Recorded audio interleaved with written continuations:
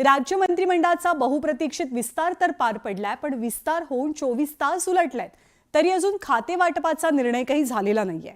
आज संध्याकाळी महायुतीच्या प्रमुख नेत्यांची बैठक अपेक्षित होती, पण आता ही बैठक लांबणीवरती पडल्याचं चित्र आहे। त्यामुळे सध्या तरी शपथ घेतलेले सगळे मंत्री बिन खात्याचे मंत्री आहेत। शपथविधीनंतरच महायुतीतल्या आमदारांमध्ये कमालीची नाराजी उफाळून आली। त्यामुळे खाते वाटपासंदर्भात काहीसा आस्ते कदमचं धोरण अवलंबलेलं आहे अशी चर्चा रंगतेय।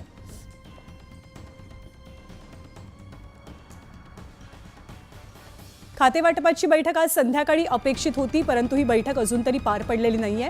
या बैठकीसाठी देवेंद्र फडणवीस, एकनाथ शिंदे आणि अजित पवार एकत्र येणार होते, परंतु सध्या तरी या बैठकीची कोणतीच चिन्ह नागपुरात दिसत नाहीयेत। मंत्र्यांनी शपथ तर घेतलीये, परंतु त्यांचं खाते वाटप जाहीर झालेलं नाहीये आणि विरोधकांनी सुद्धा सरकारच्या भूमिकेवरनं जोरदार टीका केली आहे। त्यामुळे शपथविधी तर पार पडला, पण खाते वाटप कधी होणार याबद्दलची चर्चा रंगू लागली आहे। खरं तर कालच मुख्यमंत्री, दोनही उपमुख्यमंत्र्यांनी खाते वाटपासंदर्भातली भूमिका स्पष्ट केलेली। 2 दिवसांनी खाते वाटप जाहीर होईल असं सांगण्यात आलेलं होतं।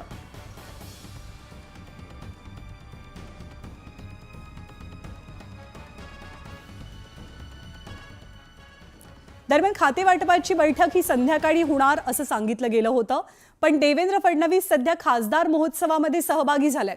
कोण नेमकं कुठे आहे? देवेंद्र फडणवीस खासदार महोत्सवात आहेत, तर उपमुख्यमंत्री एकनाथ शिंदे त्यांच्या निवासस्थानी म्हणजे देवगिरी बंगल्यावरती हजर आहेत। तर दुसरीकडे अजित पवारही शासकीय बंगल्यावरती गाठीभेटी घेत आहेत। त्यामुळे 3 नेते एकत्र येणार कधी याबद्दलच्या शक्यता लढवल्या जातात। आज संध्याकाळी बैठक होणं अपेक्षित होतं, पण 3ही नेते नागपुरात आहेत, पण वेगवेगळ्या ठिकाणी आहेत। त्यामुळे ही बैठक कधी आणि कुठे पार पडणार याची आता चर्चा रंगतेय। त्यामुळे अजून तरी खाते वाटपाचा गुंता सुटलेला नाही असं चित्र दिसतंय।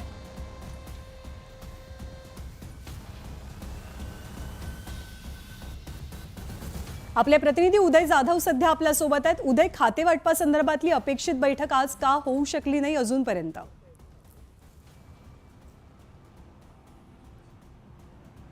ज्ञानदा, आपण पाहिलं की महायुतीचं एकूणच आपण पाहिलेलं आहे की जे मंत्रिमंडळ विस्तार जो आहे तो झालेला आहे। मात्र मंत्रिमंडळ विस्तारानंतर खाते वाटप जाहीर होणार असं सांगितलं जात होतं, मात्र अद्याप ते झालेलं नाही आहे। स्वतः मुख्यमंत्री देवेंद्र फडणवीस यांनी या संदर्भात सांगितलं की पुढील 2 दिवसामध्ये खाते वाटप जाहीर करू असं त्यांनी सांगितलं होतं आणि आज संदर्भात आमची बैठक देखील होणार असल्याचं त्यांनी सांगितलं होतं। त्यानुसार आज महायुतीच्या नेत्यांची बैठक होणार असं सांगितलं जात होतं, मात्र अद्याप महायुतीचे नेते हे त्यांच्या निवासस्थानी असल्याचं समजलं जातं। स्वतः मुख्यमंत्री देवेंद्र फडणवीस हे भाजपच्या खासदार महोत्सवामध्ये सध्या उपस्थित असल्याचं समजतं आहे आणि त्याचबरोबर उपमुख्यमंत्री एकनाथ शिंदे हे त्यांच्या देवगिरी या शासकीय निवासस्थानी काही गाठीभेटी घेत असल्याचं समजत आहे। त्याचबरोबर उपमुख्यमंत्री अजित पवार हे देखील त्यांचा जो शासकीय निवासस्थान आहे त्या शासकीय निवासस्थानी असल्याचं माहिती मिळते। त्यामुळे 3ही नेते त्यांच्या वेगवेगळ्या कार्यक्रमात असल्याचं पाहायला मिळतंय, मात्र अद्याप कुठेही एकत्र येऊन बैठक जी आहे खाते वाटपावरती ती अद्याप नियोजित नसल्याचं सांगण्यात येते। खाते वाटपासंदर्भात अद्यापही रस्सीखेच जी आहे 3ही पक्षांमध्ये सुरू असल्याचं पाहायला मिळतंय। तर खाते वाटप आहे आणि त्याचबरोबर इतर नंतर महत्त्वाचा विषय तो म्हणजे पालकमंत्री पदाचा। तर पालकमंत्री पदासाठी देखील रस्सीखेच होण्याची शक्यता नाकारता येत नाही। सध्या खाते वाटप 3 पक्षांमध्ये कसं होतंय हे पाहावं लागणार आहे। विशेषतः शिवसेनेच्या संदर्भात काही आग्रही भूमिका घेतली जाते की जी मोठी वजनदार खाती आहेत ती शिवसेनेला हवी आहे। त्यामुळे भाजप शिवसेनेला किती खाती सोडते याकडे खरं तर सर्वांचं लक्ष लागलंय। त्यामुळे मंत्रिमंडळाचा विस्तार तर झालेला आहे, परंतु अजून खाते वाटप झालेलं नाही। त्यामुळे खाते वाटप होणार तरी कधी याची दाट सध्या चर्चा सुरू झालेली आहे। तुषार रूपनवर सुद्धा आपल्याला माहिती देतील। तुषार, काय अपडेट्स खाते वाटपासंदर्भातले आणि बैठकीबद्दलचे? ज्ञानदा, आपण पाहिलं असेल तर बहुचर्चित असा विस्तार झाला, मात्र खाते वाटप कधी होणार या संदर्भातल्या चर्चा सुरू झालेल्या आहेत। दुपारपर्यंत विधिमंडळामध्ये अशी माहिती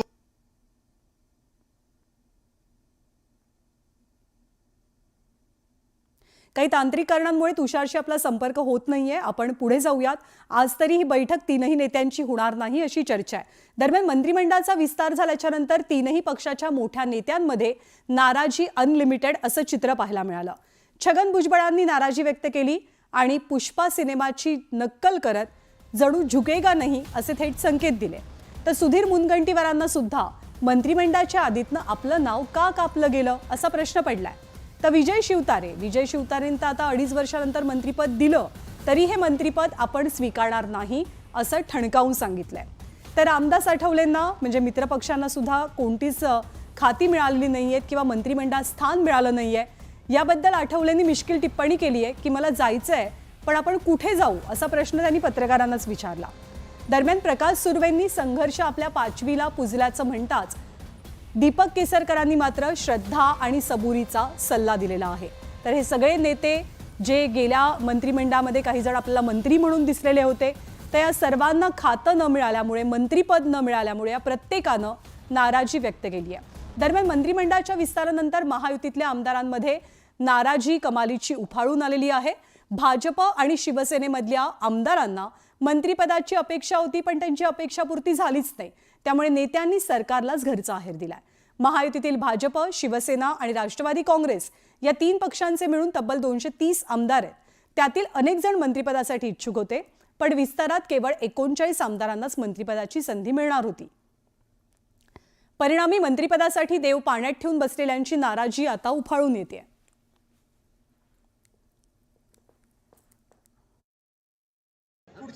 बापू 2.5 वर्षानंतर मंत्रिपद मिळावं अशी अपेक्षा आहे का? वर्षानंतर मंत्रिपद दिलं तरी मी घेणार नाही. पुढची भूमिका काय असेल? मला दिलं तरी मी घेणार नाही. गरज नाही. मला माझ्या मतदारसंघातली कामं मुख्यमंत्री वगैरे यांच्याकडून करून गेले. एवढं आहे. मला काय मंत्रिपदाबद्दल मला राग नाही.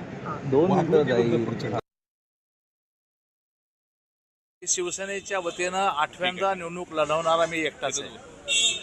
धनुष्यबाणावरती लढवणारा मी एकटाच आहे आणि त्यामुळं साहजिक अपेक्षा होती. परंतु ठीक आहे, मी फर्स्ट डे पासून म्हणत होतो की माननीय एकनाथ शिंदे साहेब जो निर्णय घेतील, आमचे पक्षप्रमुख आणि शीर्ष नेता, तो निर्णय मला मान्य राहील. नवीन रक्ताला वाव द्यायलाच लागतो आणि आज अनेक जे नवीन मंत्री झाले त्यांच्या दृष्टीने आनंदाचा दिवस आहे. दुसऱ्याच्या आनंदामध्ये सहभागी होणं हे सुद्धा एक महाराष्ट्राची परंपरा राहिलेली आहे आणि त्याच्यामुळे ज्या लोकांना कुठेतरी बाजूला राहिले असतील, माझं खात्री आहे की त्यांचे पक्ष हे त्यांचा योग्य तो मान ठेवतील आणि शेवटी आपल्याला काम करायचं असतं ते राज्यासाठी काम करायचं असतं. तुम्ही तुमची नाराजी उघडपणे जाहीर केली आहे. हो, जर समजा उपनेता पद आणि विभागीय समन्वय एवढं मोठं पद असून तर पदाला न्याय देता येत नसेल तर नक्कीच त्या कार्यकर्त्याच्या भावनाचा विचार करून मी राजीनामा दिला. तुमचा राजीनामा तुम्ही थेट मुख्य नेते एकनाथ शिंदे यांच्याकडे हो, त्यांच्याकडे पण व्हॉट्सअपवर पाठवलं. सगळ्याच पदाधिकाऱ्यांना पाठवलं. राजीनामा देणारे हे ते बुजदिल असतात. त्यांनी असं करायला नको. ते चुकीचं आहे त्यांचं. मी इच्छुक होतं, माझं नाव होतं, तरी मला मिळालं नाही म्हणून मी काय नाराज थोडे व्हायचं. साहेबांना पक्ष चालवायचा, सर्वांना सांभाळायचं आहे. त्यांची पण काही ना काहीतरी मजबुरी असते. राज्य मंत्रिमंडळाच्या विस्तारात छगन भुजबळांना स्थान मिळालेलं नाहीये आणि यावरनं छगन भुजबळांनी आपली नाराजी जाहीरपणे बोलून दाखवली. आयुष्यात मंत्रिपदं किती वेळाला तरी आली आणि किती वेळाला गेली सुद्धा, मात्र छगन भुजबळ काही संपले नाहीत असा आक्रमक पवित्रा त्यांनी घेतला. याच मुद्द्यावरनं विरोधकांनी सुद्धा महायुतीला चांगलंच सुनावलंय. मंत्रिमंडळातून डावललं, भुजबळांचा संताप. नाराज आहे. भुजबळांचा आक्रमक पवित्रा. असं मंत्रिपद किती वेळा आलं आणि किती वेळा गेलं. छगन भुजबळ काय संपलं नाही. भुजबळांचा थेट नेतृत्वालाच इशारा. ज्यांनी डावललं त्यांना विचारायला पाहिजे ना. महायुतीच्या मंत्रिमंडळ विस्तारात अजित पवारांच्या राष्ट्रवादीनं नव्या चेहऱ्यांना संधी दिली, पण ज्येष्ठ नेते छगन भुजबळांचा मात्र मंत्रिमंडळात समावेश केला नाही. 1992 पासून काँग्रेस राष्ट्रवादीचं जेव्हा सरकार होतं तेव्हा भुजबळांचं मंत्रिपद कायम होतं. मात्र यंदा पहिल्यांदाच भुजबळांना मंत्रिमंडळात स्थान देण्यात आलं नाही. त्याबद्दल भुजबळांनी थेट नाराजी व्यक्त केली आहे. नाराज आहे. चला ठीक आहे. चला पुढे काय. ज्यांनी डावललं त्यांना विचारायला पाहिजे ना.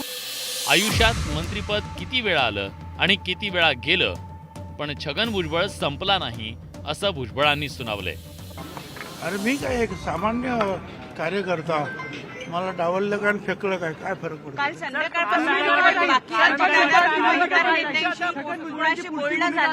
कारण का मंत्रिपद मिळत नाहीये, पुढची भूमिका काय असणार छगन भुजबळांची?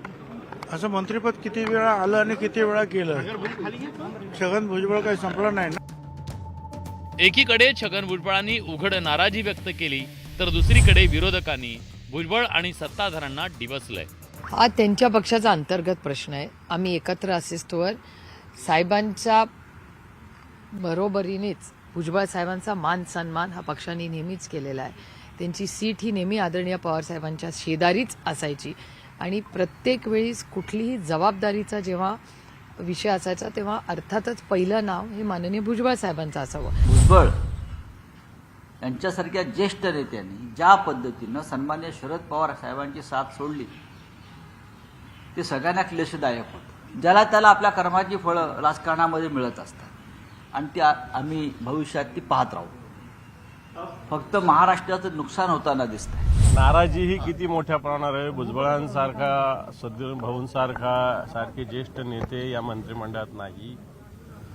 मला वाटतं पक्षांतर्गत राजकारणाचे बळी यूज अँड थ्रो हे सगळं याच्यातून दिसलेलं आहे. भुजबळांची नाराजी दूर करू अशी सारवासारव राष्ट्रवादीसह महायुतीच्या नेत्यांकडून केली जाते. मला असं वाटतं माननीय अजित पवारजी त्यांच्या नेतृत्वाचा योग्य निर्णय करेल, योग्य स्थान त्यांना देईल आणि मला वाटतं की त्यांचं स्थान आमच्या महायुतीमध्ये मोठं आहे आणि राष्ट्रवादी पक्षात सुद्धा मोठा आहे. तर मला वाटतं की अजितदादा याबद्दलचा खऱ्या अर्थाने चांगला विचार करतील. ठीक आहे ना, आम्ही जे नाराज झालेले आहेत भुजबळ साहेब म्हणजे सन्मान्य नेते आहेत, नक्कीच आम्ही सगळी मंडळी भेटून त्यांची नाराजी दूर करण्याचा आम्ही प्रयत्न करू आणि शेवटी आमच्या सृष्टीने सुद्धा त्यांच्याबद्दल काय करावं हे ठरवून ठेवलेलं असावं असं मला वाटतं. भुजबळ हे राष्ट्रवादीतले एक प्रमुख नेते म्हणून ओळखले जातात. खरं तर मंत्रिमंडळ विस्तारात त्यांचं मंत्रिपद निश्चित मानलं जात होतं, पण अजित पवारांनी भुजबळांना जोर का धक्का धीरे से दिलाय. आता भुजबळांची नाराजी अजित पवार आणि त्यांचे नेते कशी दूर करतात हे पाहणं औत्सुक्याचं ठरणार आहे. Bureau report, news 18 Lokmat.